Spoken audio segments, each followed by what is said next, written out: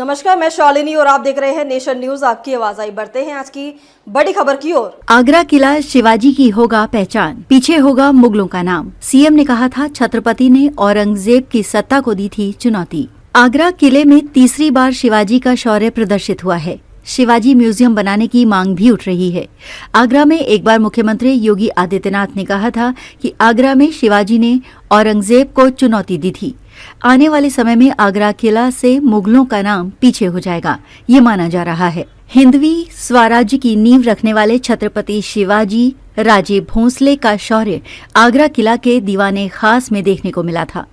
केंद्र और प्रदेश की भाजपा सरकार अब मुगलों की याद दिलाने वाले आगरा किले की पहचान छत्रपति शिवाजी के शौर्य से कराने को भरपूर प्रयास कर रही है। 3 वर्ष से आगरा किला में लगातार छत्रपति शिवाजी का शौर्य प्रदर्शित किया जा रहा है। मुगल म्यूजियम के बाद स्मारक बनाने की मांग भी उठ रही है। वहीं मुख्यमंत्री योगी आदित्यनाथ ने पिछले वर्ष अगस्त में वीर दुर्गादास राठौर की प्रतिमा अनावरण के समय छत्रपति शिवाजी महाराज के शौर्य के बारे में बताया था। अब इस दिशा में काम चल रहा है।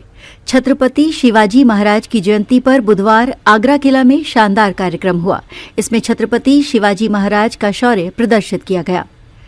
महाराष्ट्र के सीएम ने की थी मांग। इस दौरान मंच महाराष्ट्र के मुख्यमंत्री देवेंद्र फडणवीस ने कहा था कि सरकार अगर उन्हें कोठी मीना बाजार में भूमि दे तो वो भव्य स्मारक बनाएंगे।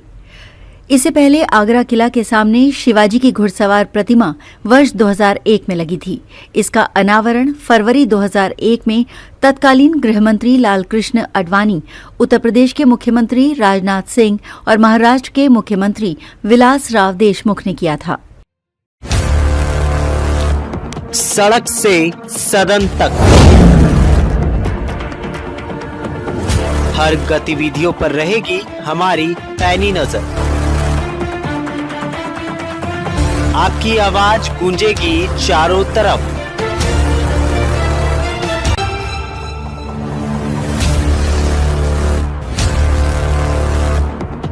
क्योंकि हम हैं नेशन न्यूज, आपकी आवाज आपके साथ।